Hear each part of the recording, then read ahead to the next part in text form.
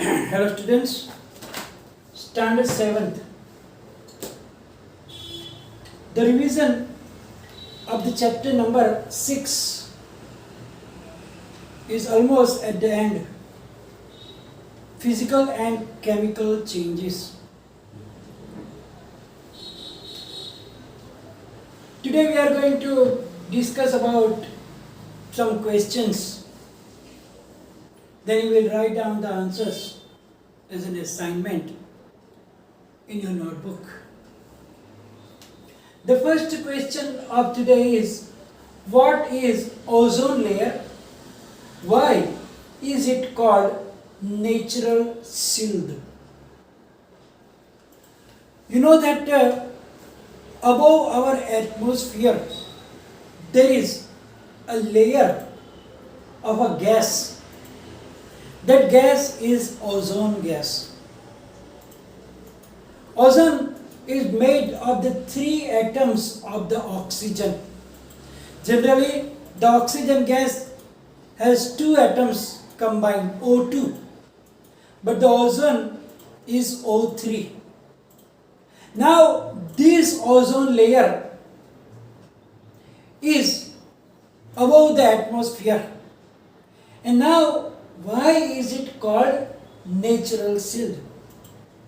You know that from the sun, not only the visible light rays are coming, but along with it some other harmful radiations are also coming, which are ultraviolet rays. Now, these ultraviolet rays are very harmful for the all living organisms. If it is falling on the body of us, we can get the skin burn, and more we can get the skin cancer also. The plants and other animals also can be damaged with this ultraviolet rays. So if they enter the atmosphere, then they are very dangerous for all the living organisms. But this ozone gas absorbs these ultraviolet rays, and this ozone layer prevent them to enter the atmosphere. If there was no ozone layer, then all the ultraviolet rays will be in the atmosphere and it will come on the earth and they will damage, they will cause that diseases. But as they are protecting us, the ozone layer is protecting us from the UV rays, and therefore it is known as the natural shield.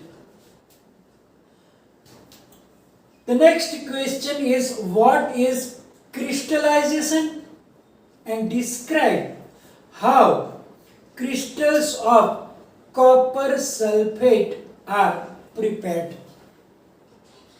First of all, what is crystallization? The crystallization is the process to get pure crystals of a substance from its solution.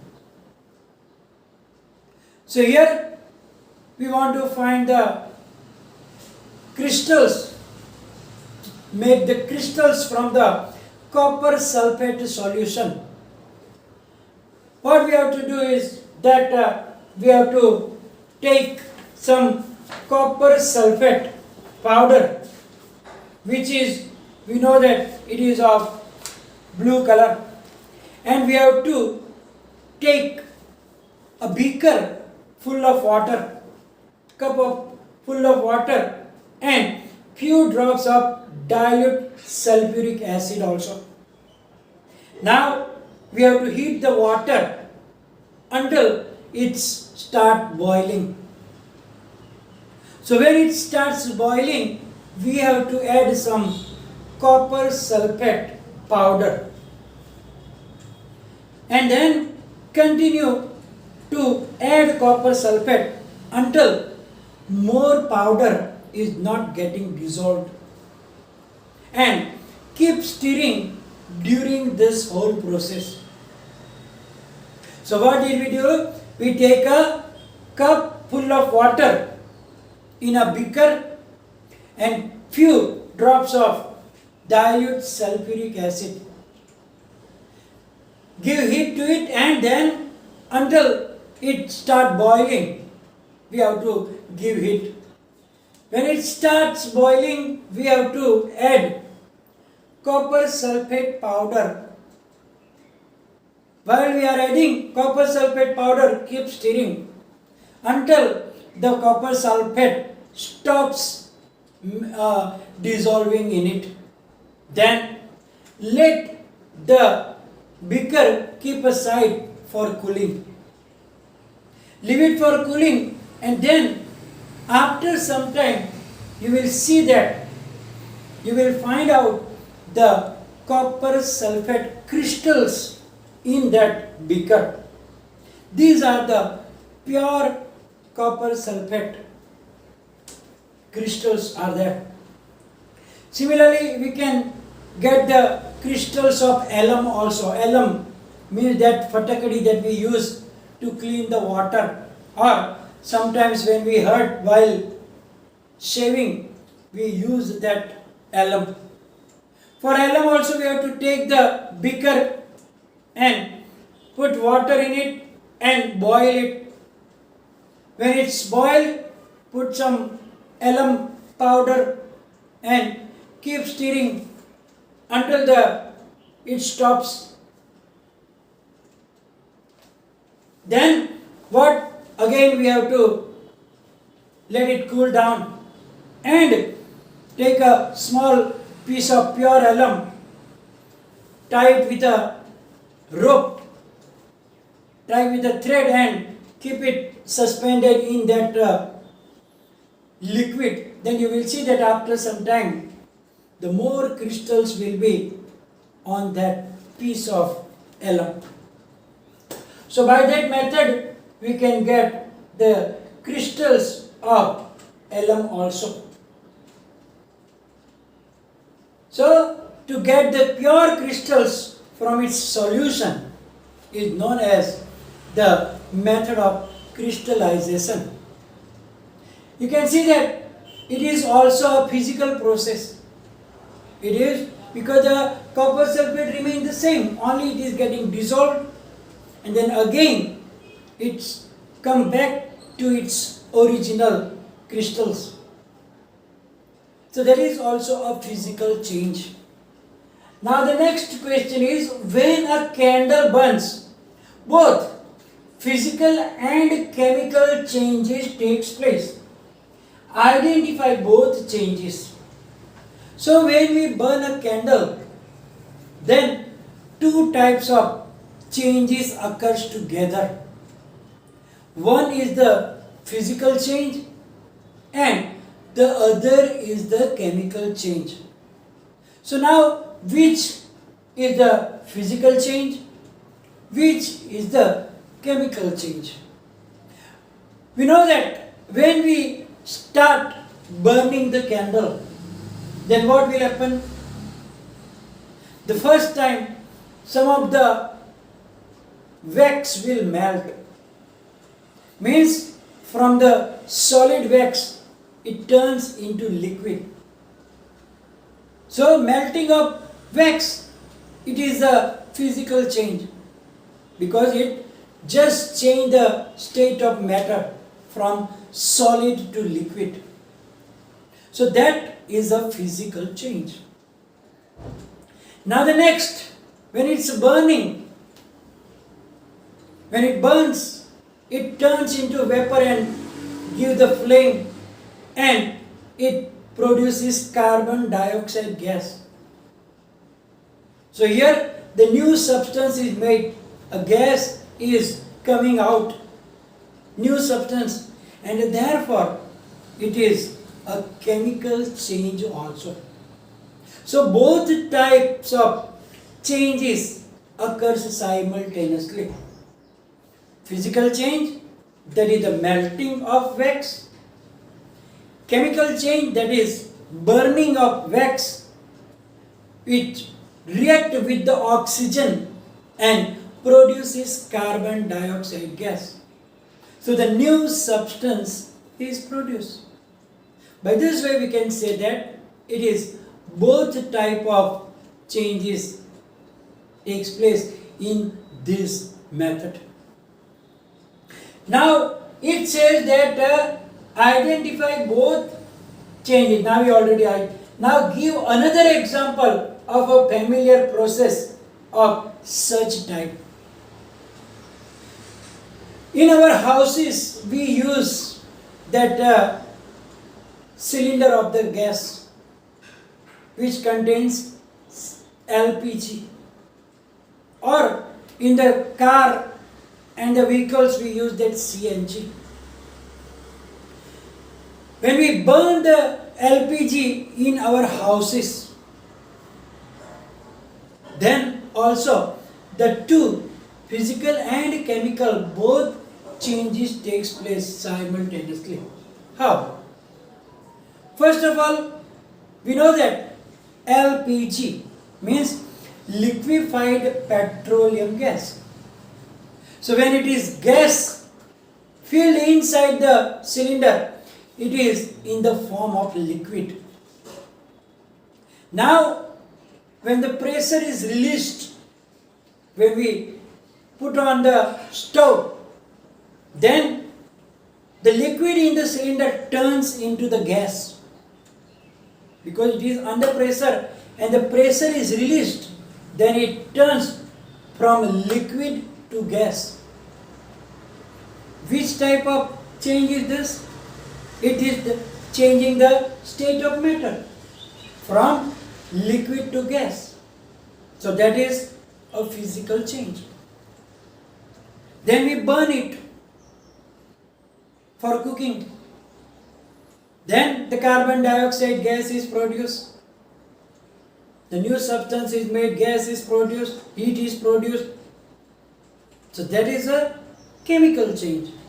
So there is also a familiar process using of LPG. So first liquid is turning into the vapor gas, which is a physical change, and burning of that gas and producing carbon dioxide, that is a chemical change. So both changes takes place simultaneously in this familiar process also. The last question today is explain why burning of wood and cutting of wood in small pieces are considered as two different types of changes. The substance is same, wood, but we are doing two different processes with it. One is physical change while the other is chemical change. Why? So here first thing is the burning of wood, and the second process is cutting of wood in small pieces. When we burn the wood, what happens? After burning, the wood remains the same or is it changed? We know that it is getting changed. It turns into coal, and if you burn more, it turns into ashes. And from the ashes, can you get the wood back? Is it the same as wood? No. It is totally different. So burning of wood is considered as a chemical change.